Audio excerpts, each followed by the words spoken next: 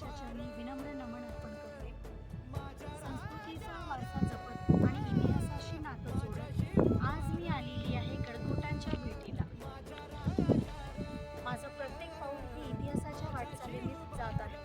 खरं तर इतिहासाच्या सानिध्यात राहण्याचं भाग्य आपल्याला लाभलेलं आहे. या गडकोटांच्या सानिध्यात उभं राहिल्यावर माझे शब्द मात्र अपुरे पडत आहे आणि भावना व्यक्त होत आहे. आणि ह्या भावना हळूवार शब्दांचा हात धरून व्यक्त होत आहेत, बोलू लागत आहेत. या भावनांना व्यक्त करण्याचा मी केलेला एक छोटासा प्रयत्न. मित्रांनो, हे गडकोट, हे किल्ले नुसतं दगडांचा समूह नाही, तर हे आहे पराक्रमाचे, शौर्याचे आणि अभिमानाचे स्मारक. छत्रपती शिवाजी महाराज यांच्या स्वराज्य स्वप्नाची ही जिवंत साक्षी. मावळ्यांच्या पावलांचा, त्यांच्या पराक्रमाचा, त्यांच्या शौर्याचा ऐकू येणारा भाग. उंच डोंगरांवरती उभे असलेले किल्ले ही काय शिकवण देतात? तर ही शिकवण देतात धैर्याची आणि पराक्रमाची, जिद्दीची आणि चिकाटीची, एकतेची आणि सहकार्याची. परंतु आज या किल्ल्यांकडे पाहत असताना एक प्रश्न मनात येत आहे, आपण यासाठी काय करत आहोत?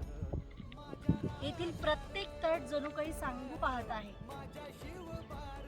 करशील का माझं जतन, करशील का माझं संवर्धन, हा प्रश्न विचारत आहे.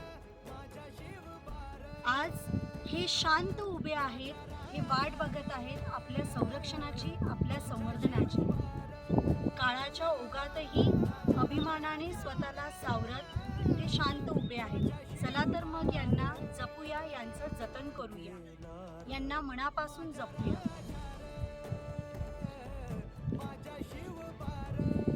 आज यांचं संवर्धन करूया. काळाच्या ओघातही स्वतः अभिमानाने सावरत आहेत. कचरा नको, अपमान नको या गडांचा, जपूया यांना मनापासून. कचरा नको, अपमान नको या गडांचा, करूया सन्मान आपल्या इतिहासाचा. गडाला जपणं म्हणजे स्वतःला जपणं, किल्ल्यांना जपणं म्हणजे स्वतःला जपणं, स्वतःचं संवर्धन करणं आणि इतिहासांच्या मुळांशी घट्ट नातं रोवून ठेवणं. या पवित्र अशा भूमीच्या साक्षीने आज अभिमानाने आपण जयघोष करूया. जय भवानी.